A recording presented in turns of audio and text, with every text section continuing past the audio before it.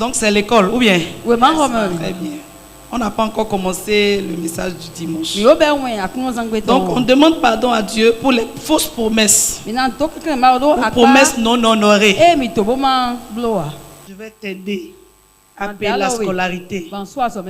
Et puis un jour, il t'appelle, tu ne décroches plus.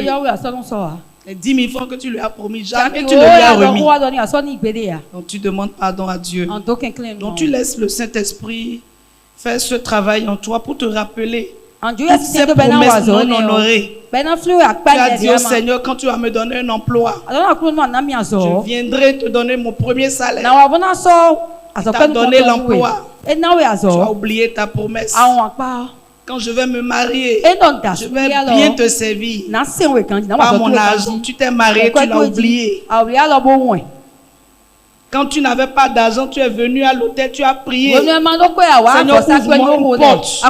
Et le Seigneur, dans sa grande miséricorde, a ouvert une porte pour toi. Et quand l'argent a commencé à venir, quand on te parle de dîmes, tu trouves que c'est du gaspillage. Promesse non honorée.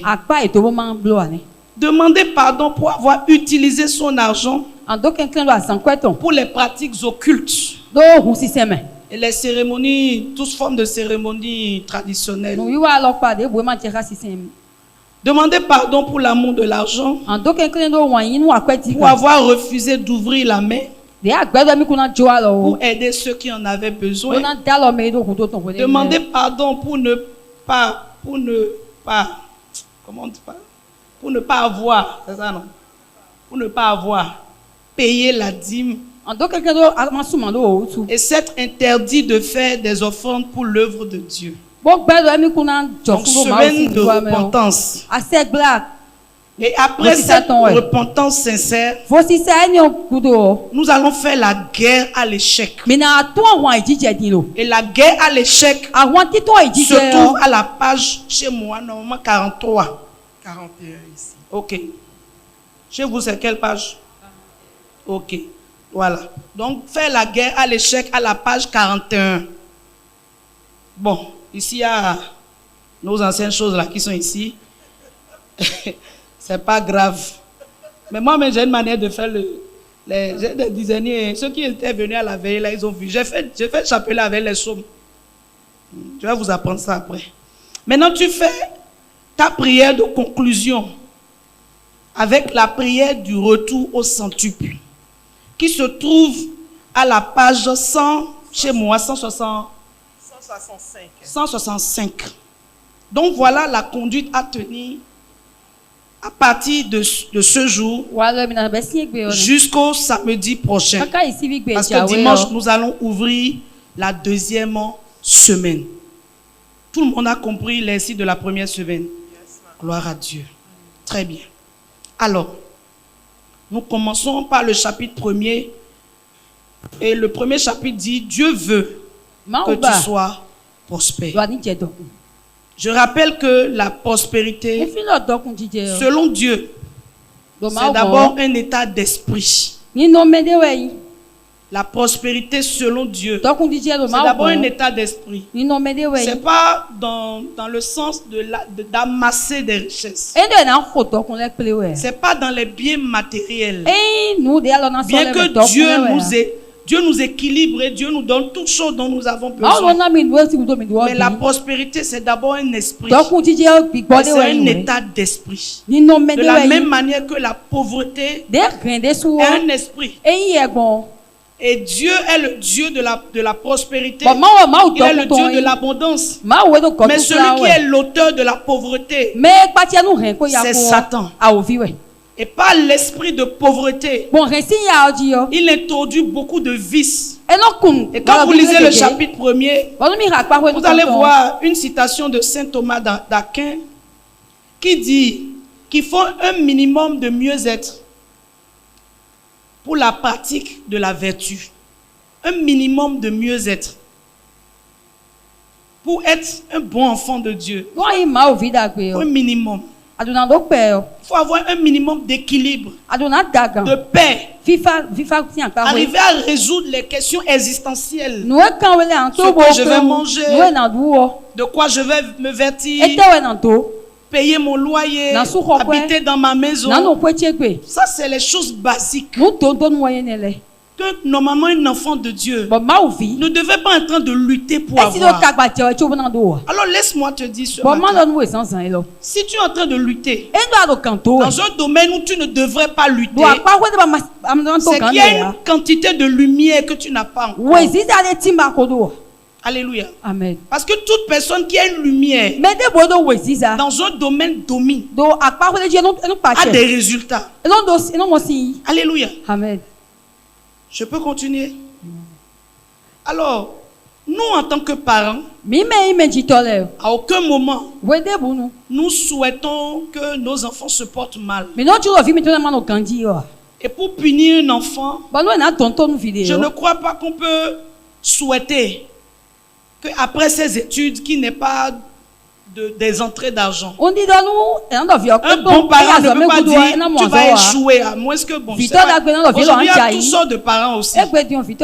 Sinon, un bon parent ne peut pas souhaiter, ne peut pas vouloir désirer l'échec de son enfant. Et d'ailleurs, même lorsque nos enfants baissent de notes, etc. Nous sommes tellement préoccupés. Nous sommes préoccupés. Alors pourquoi penserions-nous que Dieu, pour nous punir, va nous donner la galère? Pourquoi on devait penser comme ça? Parce qu'il y a certaines personnes qui pensent que Dieu m'a privé d'argent pour m'apprendre l'humilité. Lorsque je vais apprendre l'humilité à mon enfant, est-ce que je vais le laisser à jeun pour lui apprendre l'humilité? Donc pourquoi vous pensez que Dieu, pour nous apprendre l'humilité, il doit nous priver d'argent? Alléluia. Amen. Alors donc il y a un conflit à l'intérieur de nous, un conflit entre la foi et les finances, entre la foi et les richesses. Nous avons des choses, des messages inconscients qui sont en nous, qui empêchent que nous profitions de ce que Dieu a déjà établi. Donc chapitre 1er, Dieu veut que tu sois prospère. Je peux continuer? Yes. Éphésiens 3, verset 20. Or, à celui qui peut faire, par la puissance qui agit en nous, infiniment au-delà de ce que nous demandons et de ce que nous pensons.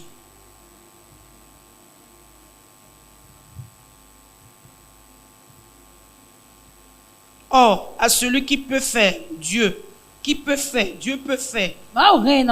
infiniment au-delà de ce que nous demandons et de ce que nous pensons.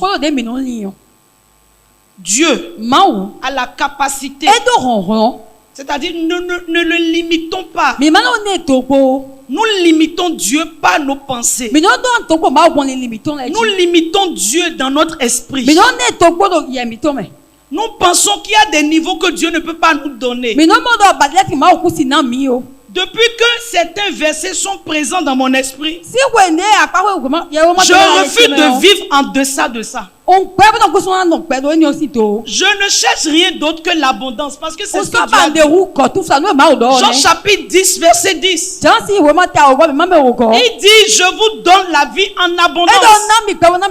Donc ce que Dieu dit, c'est ce qui doit être la vie en abondance.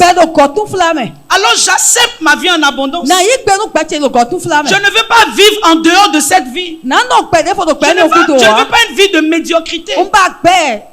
Les finances d'un homme, la manière dont Dieu peut bénir un homme, il peut le bénir plus qu'un État. Oui, il y a des hommes qui sont riches plus que les États. Dieu n'a pas de limite à ce qu'il peut bénir ses enfants. Donc arrêtons de lui donner des limites.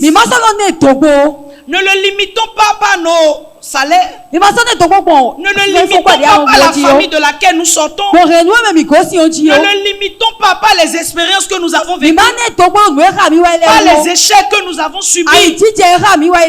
Parce que Dieu te prépare un grand avenir. Et tu dois d'abord croire. Tu dois avoir d'abord la foi. Que même si j'ai mal commencé, même si je suis sorti d'une famille pauvre, une famille pauvre ne sortira pas de moi. Alléluia. C'est-à-dire la même foi que tu as de croire que tu es sauvé. C'est la même foi que tu dois avoir de croire que Dieu peut te bénir sous toutes ses formes. Il peut te bénir. Il a les moyens de te bénir. Il a la capacité de te bénir. Et il ne fait exception de personne. Dieu ne préfère pas une catégorie de personnes qu'une autre. Dieu aime tout le monde. Il établit des principes. Et quiconque marche dans ces principes, il a accès à la bénédiction de Dieu. Alléluia. Amen.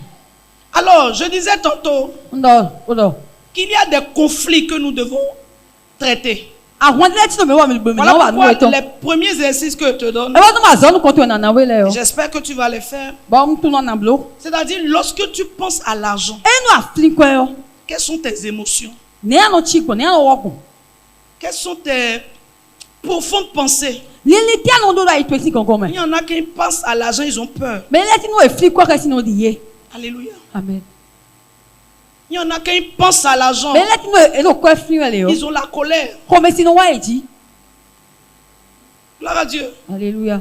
Donc il faut qu'on répère les pensées cachées. Parce que aussi longtemps que ces pensées seront en toi, Dieu peut te bénir. Mais il y a un système établi dans ton subconscient qui va rejeter la bénédiction. Et tu ne vas pas comprendre pourquoi. Parce que tant qu'on ne corrige pas le 10 intérieur, puisque la Bible dit prospère, comme l'état de ton âme prospère. 3 Jean 2. Bien aimé, je souhaite que vous prospérez à tous égards. Dans d'autres versions, je souhaite que tout aille bien pour vous. Dans la prospérité, c'est lorsque tout va bien pour vous. Alléluia. Amen. Échouez dans tous les domaines. Donc, bien aimé, je souhaite que tu prospères à tous égards, comme prospère l'état de ton âme. Donc la prospérité évolue selon l'état de ton âme. Voilà pourquoi, lorsque certaines personnes ne sont pas préparées et reçoivent certaines bénédictions, certains niveaux de finances, ils le perdent aussi rapidement. Il y a des gens ici qui ont fait des prêts et qui se sont dit, lorsque ces 20 millions vont arriver, je ferai ci, je ferai ça, je ferai ci, je ferai ça. Ils ont eu l'argent. Mais eux, aujourd'hui, là, ils ne peuvent pas te dire ce qu'ils ont fait avec le prêt. Des gens gagnaient à la loterie. On a aidé des gens à commencer des activités. Mais l'argent a disparu. Pourquoi? Parce que leur être intérieur n'est pas équilibré par rapport à ce qui arrive dans leur vie. C'est-à-dire, ils n'ont pas le poids pour porter le niveau de finance qu'ils ont. Voilà pourquoi, quand ton niveau de finance spirituelle est de 200 000, même si on te donne 1 million, tu vas revenir à 200 000 parce que tu n'es pas prêt. Donc la prospérité d'un homme, d'un enfant de Dieu, évolue selon l'état de son âme. L'état de son âme. Alors d'où viennent les conflits dont je parle? Premièrement, les conflits intérieurs qui sont cachés dans notre subconscient viennent des enseignements erronés que nous avons reçus depuis le bas âge. Des enseignements erronés, notamment certains versets mal interprétés, ou d'autres personnes croient que pour être spirituel, par exemple, il faut être pauvre. Pour Amen. Manifester un certain niveau de piété. Avoir une bonne relation avec Dieu. Il vaut mieux se priver d'argent. Parce que lorsque tu en as, tu ne peux pas bien adorer le Seigneur. Maintenant, la question que je veux nous poser ce matin, est-ce que quand on n'en a pas, est-ce qu'on l'adore aussi? On l'adore. Gloire à Dieu. Quand on dit l'amour de l'argent est la racine de tous les maux. L'amour de l'argent. Maintenant, la haine de l'argent là, c'est la racine de quoi? Alléluia. La haine de l'argent, c'est ça produit quoi? Gloire à Dieu. Donc l'amour là, c'est la racine de tous les maux. Encore que lorsque Paul parlait à Timothée, c'est dans une certaine direction. Il lui parlait. C'est-à-dire que Dieu, notre adoration de Dieu, il ne doit avoir rien devant Dieu. Voilà pourquoi l'homme riche, lorsqu'il est venu dire à Dieu, Seigneur, j'ai ça, j'ai ça, qu'est-ce que je peux faire pour hériter du royaume? Dieu lui dit, va vendre tout ce que tu as. Et là, il est parti tout triste. Pourquoi? Parce que entre Dieu et lui, il y avait l'argent. Il était incapable de se débarrasser de ses biens et d'aller à la source. Parce qu'il n'a pas reconnu cet homme riche. N'a pas reconnu que Dieu est la source de toutes ses richesses. Et même s'il se débarrasse de ses richesses, Dieu lui dit, je vais te donner les trésors. Il dit, va vendre tout ce que tu as. Et moi, je te donnerai des trésors dans le ciel. Et il n'a pas compris. Il a cru qu'il allait d'abord mourir avant d'avoir les trésors. Il pense que le ciel, c'est après la mort. Mais le ciel est déjà en moi. Et Dieu dit, il me donnera les trésors du ciel déjà en moi. Alléluia. Amen. Il ne doit rien avoir entre Dieu et toi. Alléluia. Amen. Donc les enseignements erronés, mal interprétés, que nous avons reçus, qui ont intégré en nous un mauvais système de pensée sur la foi et les finances. Beaucoup disent que plus tu as l'argent, plus tu deviens orgueilleux. Donc du coup, lorsque tu es exposé à ce genre d'enseignement continuellement, quand on a l'argent, on est orgueilleux. Comme tu n'as pas envie d'être orgueilleux, intérieurement, tu vas rejeter l'argent. Parce que tu ne veux pas être orgueilleux. Alléluia. Amen. Donc il y a des gens qui sont humbles. Parce qu'ils ont rejeté le vrai message de Dieu. Je sais que l'argent produit beaucoup de choses. On va en parler. Amen, au cours des 12 dimanches. Mais tu dois savoir une chose. Il y a des gens qui ont beaucoup d'argent et qui sont humbles. Il y a des gens qui ont beaucoup d'argent et qui ont une vraie vie spirituelle. Il y a des gens qui ont beaucoup d'argent et qui sont morts dans la paix du Christ et qui sont rentrés dans le royaume de Dieu. Alors moi je préfère donc cette philosophie, au lieu d'être paumé sur la terre comme Lazare, et d'aller voir que les gens que j'ai critiqués là, ils sont dans le ciel. Gloire à Dieu. Alléluia. Lazare le pauvre et Lazare le riche. Deuxième réalité, deuxième source de conflit entre l'argent et la foi, c'est l'éducation que nous avons reçue. L'éducation que nous avons reçue. Et j'en ai parlé quelques fois ici. Et je vais citer quelques exemples pêle-mêle. Lorsque dans une maison, Lorsqu'un enfant vient voir la maman, et la maman lui répond toujours pour les questions financières, que c'est papa qui a l'argent et que cet enfant est une fille, vous êtes en train de semer dans la vie de cet enfant de croire que l'argent, c'est uniquement les hommes qui les détiennent. Ou quand ton enfant vient te voir aussi, papa, et continuellement, va voir ta mère, va voir ta mère.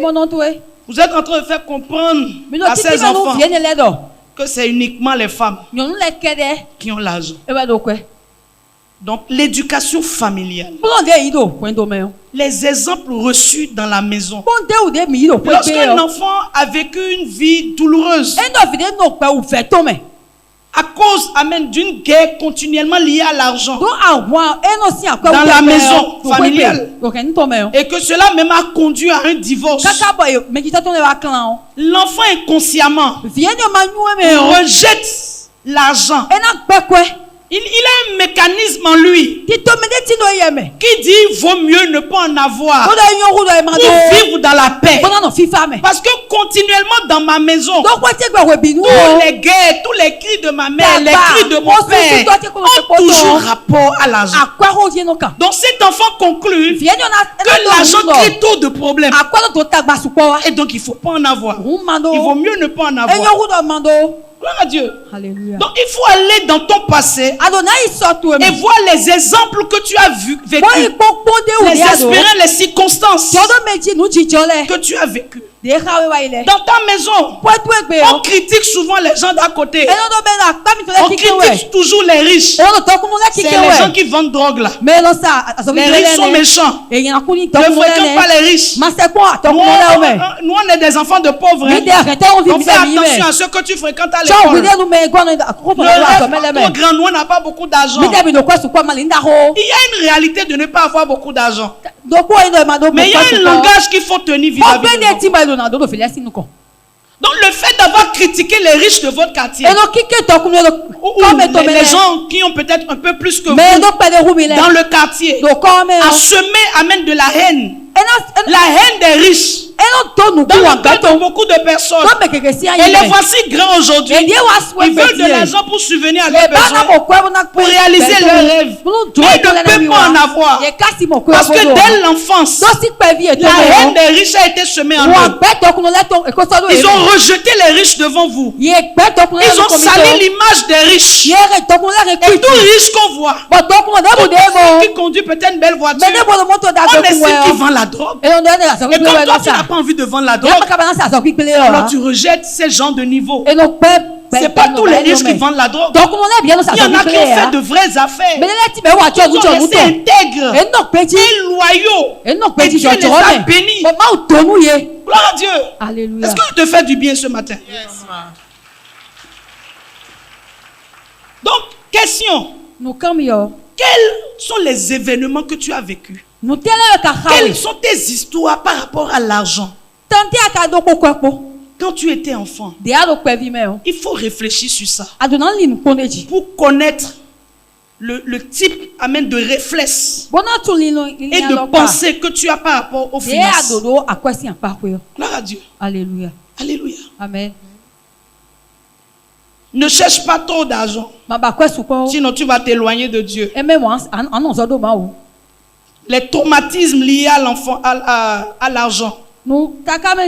Tu as eu un père qui était peut-être riche, mais qui était un homme très violent. Très violent, mais très riche. Jamais présent à la maison. Et tu as grandi dans un environnement comme ça. Cela peut laisser des traumatismes. Si l'argent va rendre les gens aussi violents,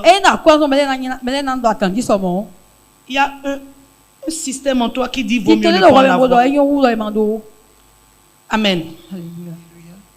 Alors donc la découverte donc de ces conflits et de ces pensées cachées en toi va t'aider à les confronter à la lumière de la parole de Dieu. Qu'est-ce que Dieu dit? concernant l'argent, concernant ma vie, qu'est-ce que Dieu dit? Pourquoi suis-je dans le manque permanent? Est-ce que c'est la volonté de Dieu? On adore Dieu puis on manque du minimum. Ce n'est pas ce que Dieu recherche. Alléluia. Amen. Donc la lumière de Dieu, lorsqu'elle commence à être concentrée, lorsque tu commences à exposer ces traumatismes, ces conclusions intérieures qui sont en toi, tes pensées selon l'argent, tu les exposes à Dieu et tu les confrontes à la parole de Dieu.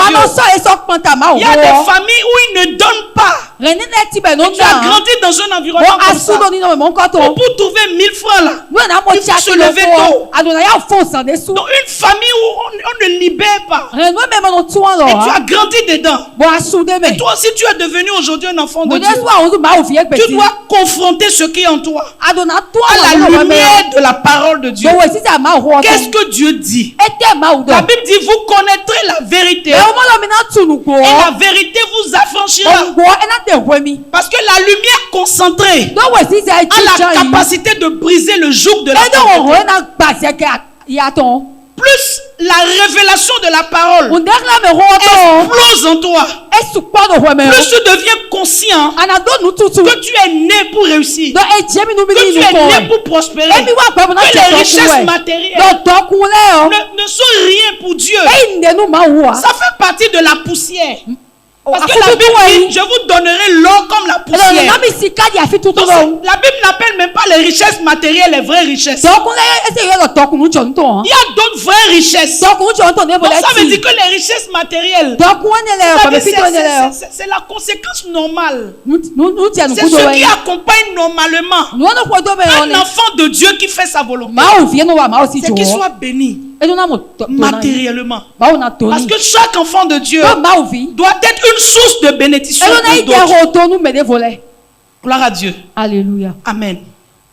Alors, on va prendre maintenant qu'est-ce que Dieu dit concrètement.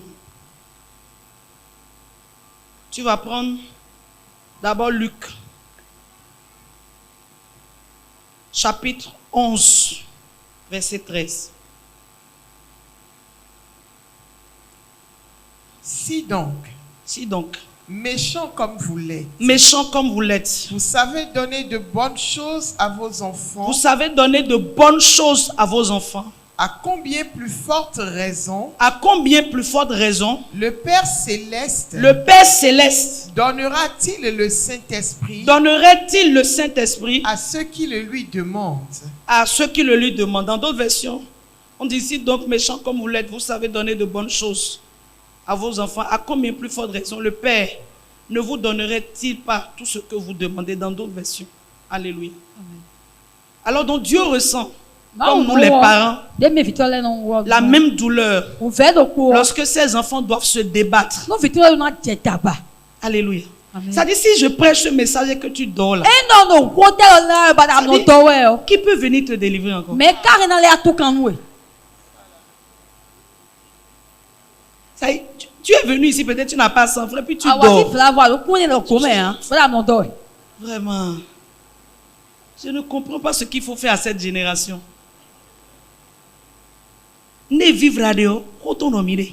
Bon, enquête, tout est grandi, esprit de pauvreté. C'est-à-dire, ça fait que tu veux dormir. Oh, le loyer là, tu n'as pas encore payé. On est le 8 ou 7. Tu n'as pas encore payé. Propriété est en train de t'appeler. Tu rejettes. Il t'appelle, tu rejettes.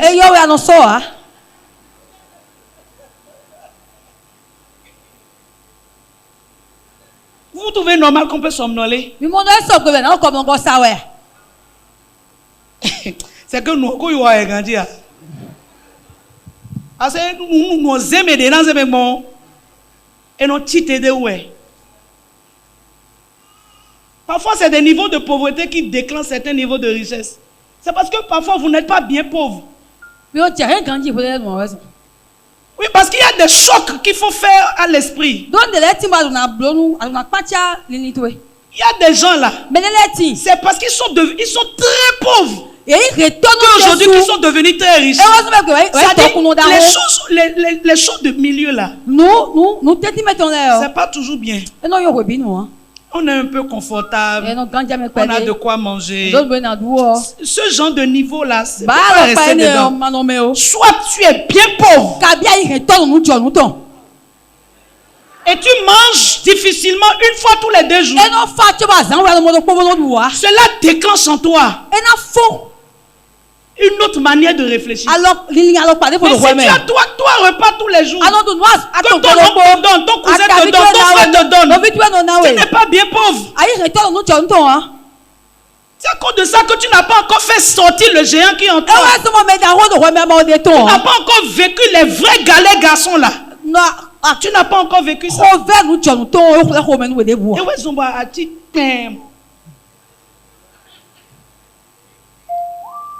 Vous n'avez jamais entendu ces gens d'histoire. Les hommes les plus pauvres, au contact de la lumière de la parole, c'est eux que Dieu a béni.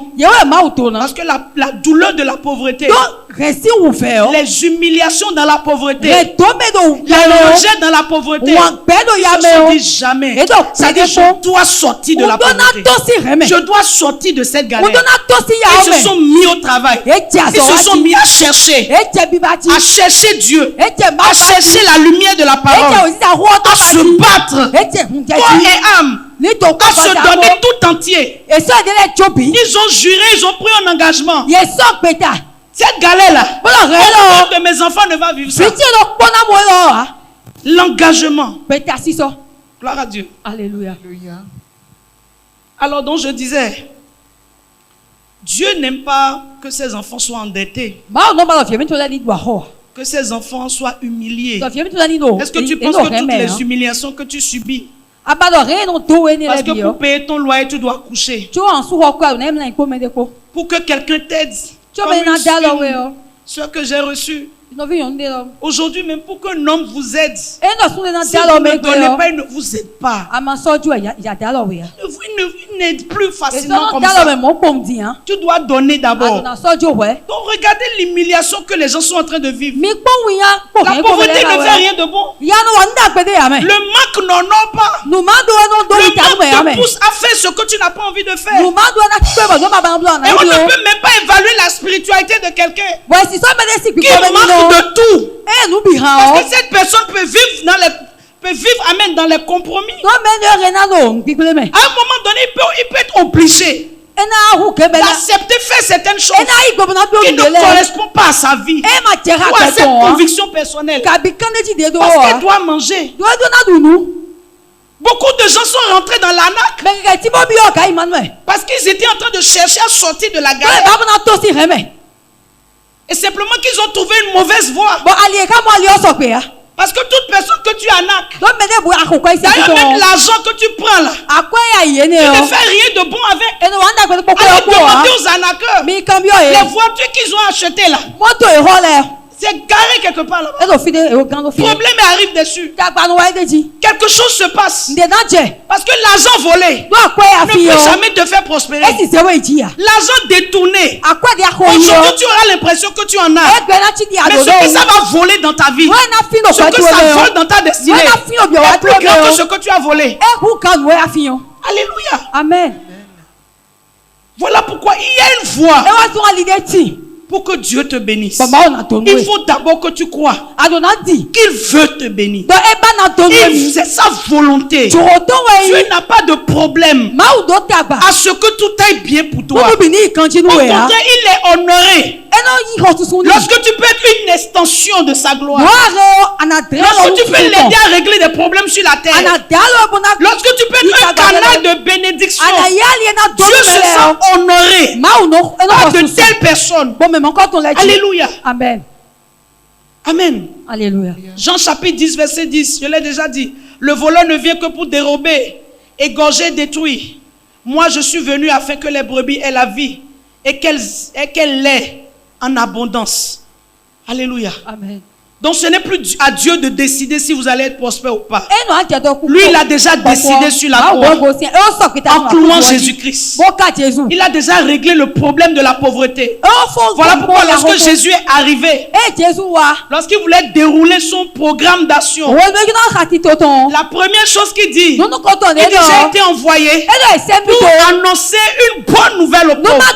De vous savoir quelle nouvelle on peut annoncer à un pauvre. Tu es devenu riche.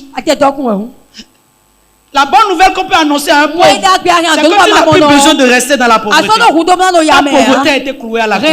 Ta pauvreté a été retirée. Maintenant sois riche. Maintenant sois béni. Enlève la mentalité de la pauvreté. La provision est disponible pour toi. Lève-toi et va prendre ta provision. C'est la nouvelle qu'on peut apporter à un riche. À un pauvre, pardon. Gloire à Dieu. Alléluia. Donc tellement le sujet de la pauvreté était préoccupant pour le ciel que ça fait partie des priorités de Dieu. L'une de ses priorités, en clouant Jésus à la croix, c'était pour éradiquer la pauvreté dans la vie de ses enfants. Parce qu'il sait que quelqu'un qui est pauvre, il est exposé à toute forme d'attaque. Quelqu'un qui est pauvre, il ne peut pas faire l'œuvre de Dieu. Quelqu'un qui est pauvre, il n'est pas un homme de confiance. Vous avez écouté, j'ai suivi un extrait du chef de l'État. Et on lui posait la question de savoir est-ce que être à l'abri du besoin peut aider à bien gouverner. Mais il a dit oui. Si vous mettez un président affamé, vous choisissez un président affamé. Mais ce qui va d'abord le préoccuper, c'est comment piller les caisses de l'État. Alléluia. Amen. Si vous prenez des gens qui n'ont jamais goûté à l'argent, que vous les placez à de tels postes, qu'est-ce qu'ils vont faire? C'est voler. On dit à l'époque des présidents passés, l'argent était derrière eux. On gardait des sacs d'argent derrière eux. C'est des affamés. Gloire à Dieu. Alléluia. Donc un homme qui n'a pas d'argent n'est pas digne de confiance. On ne peut pas lui faire confiance. On ne sait pas comment il va réagir face à l'argent. Gloire à Dieu. Alléluia. Amen. Alléluia.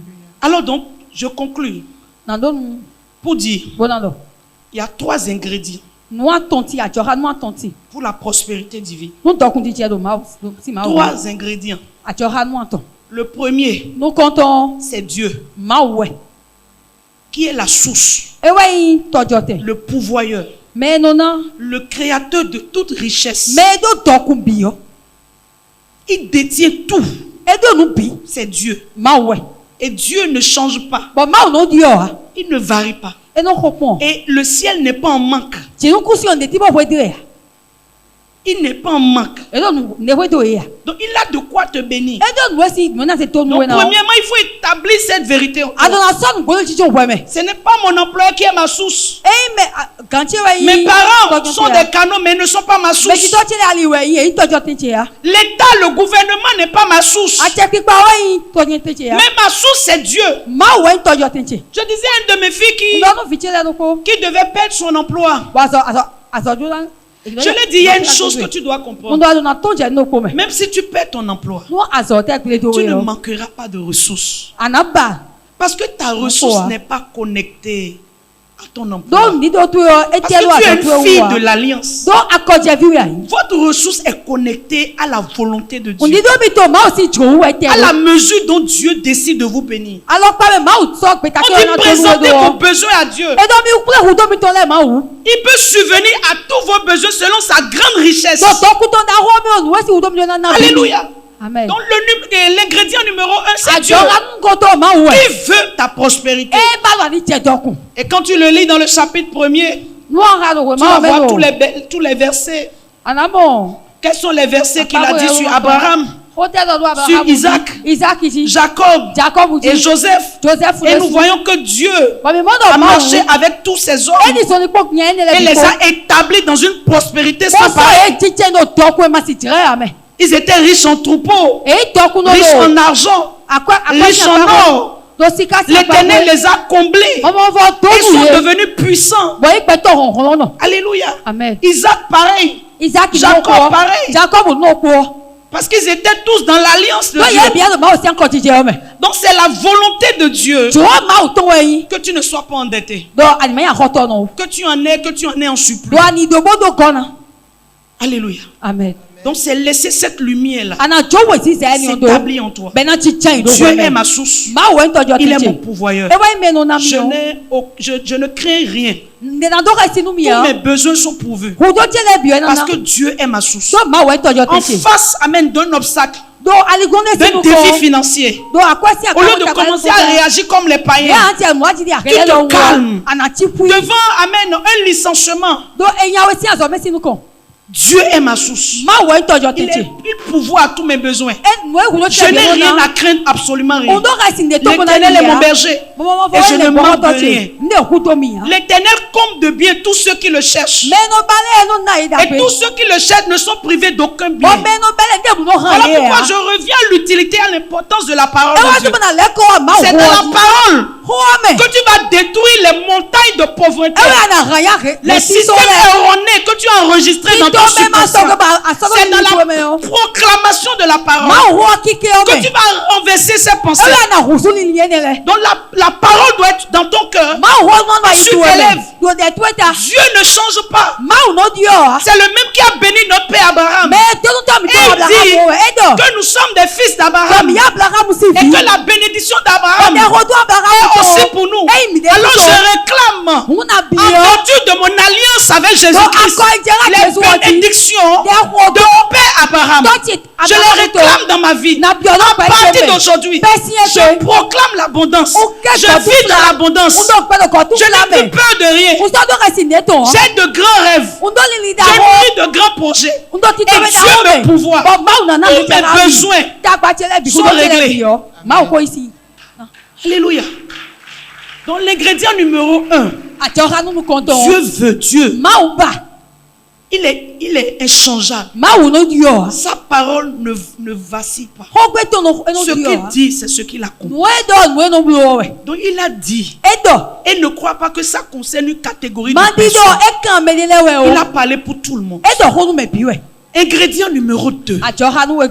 Sa parole. Alléluia. Amen. Sa parole. Sa parole révèle les principes. Sa parole révèle ses lois. Et sa parole révèle ses promesses. Alléluia. Actes chapitre 10, verset 34 dit: je reconnais que Dieu ne fait acception de personne. Personne. Tous ceux qui veulent et décident. Laurent, cette richesse dont nous parlons.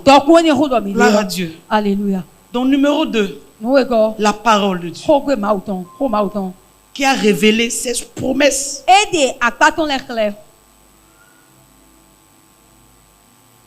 La Bible dit, c'est pas amour pour nous que Dieu s'est fait pauvre.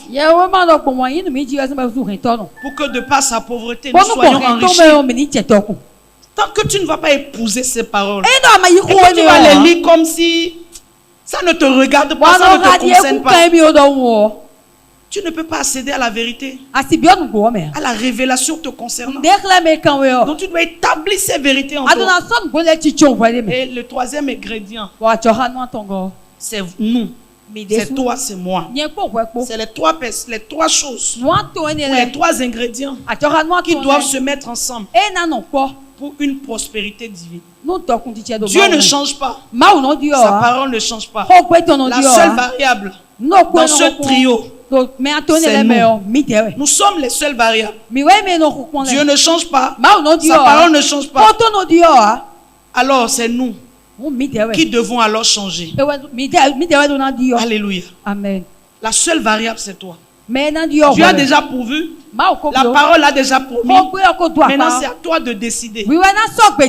Dieu t'a déjà exaucé. L'argent, tout l'argent dont tu auras besoin pour ta destinée existe déjà.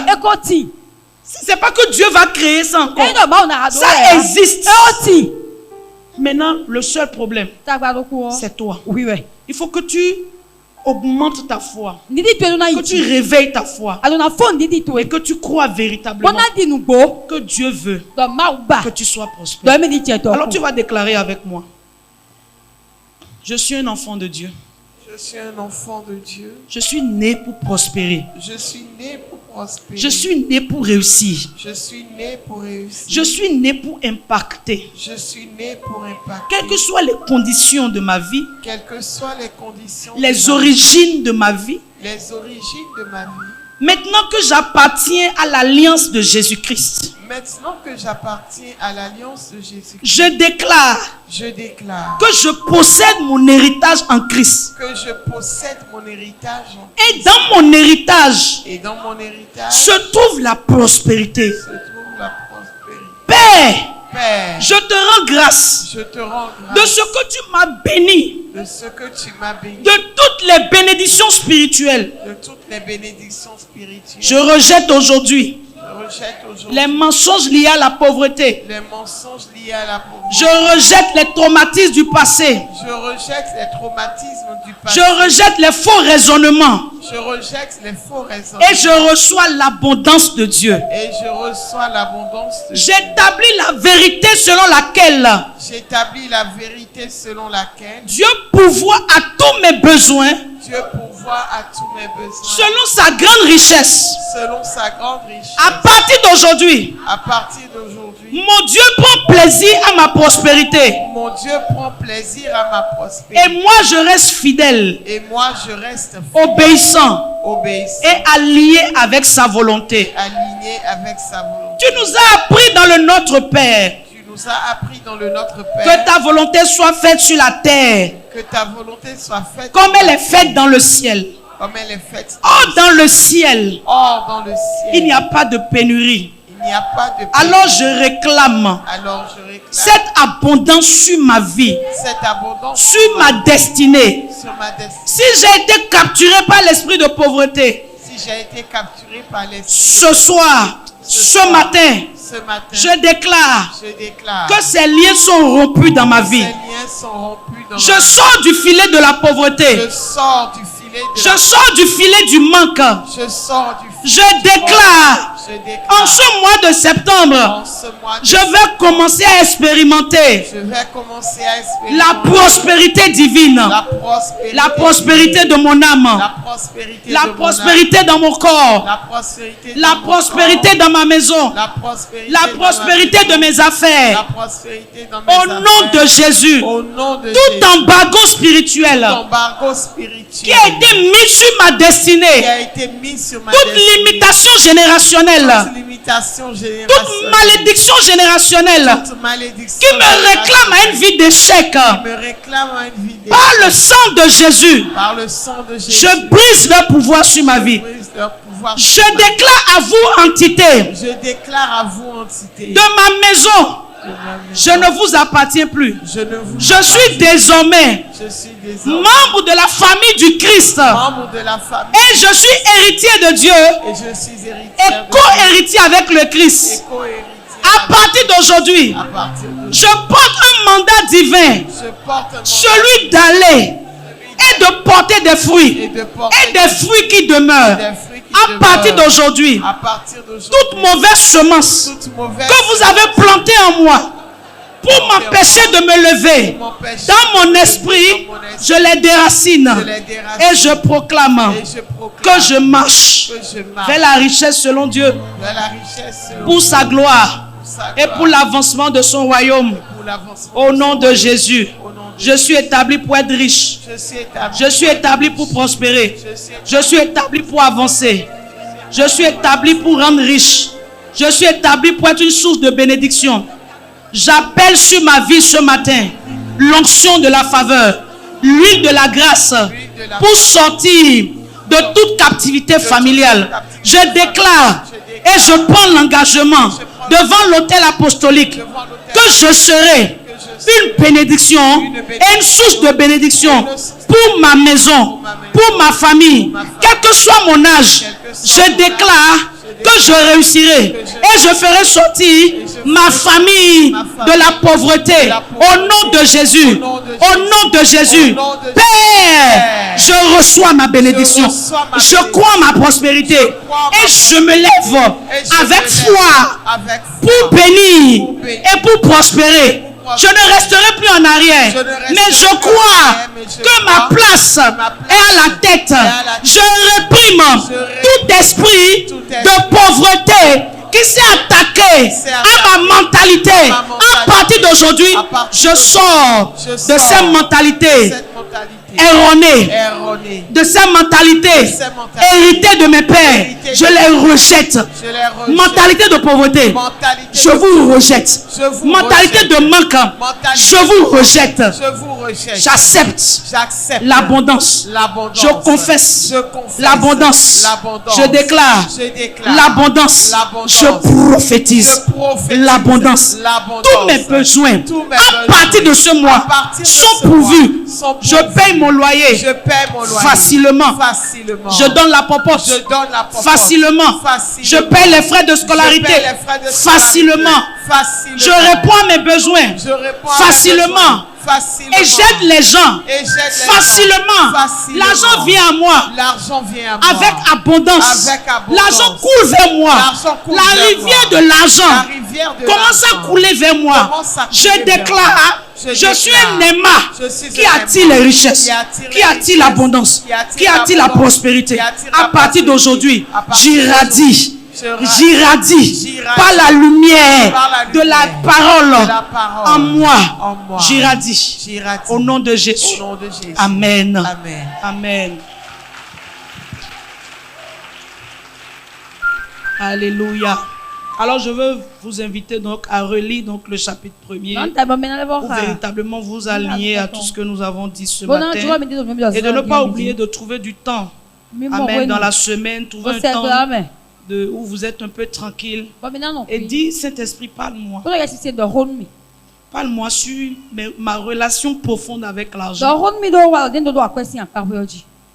Il va commencer à te parler. Il va commencer à te rappeler des scènes. Et n'oublie pas que nous devons aussi prendre un temps de repentance et prier. Prier. Alléluia. Que Dieu soit avec nous.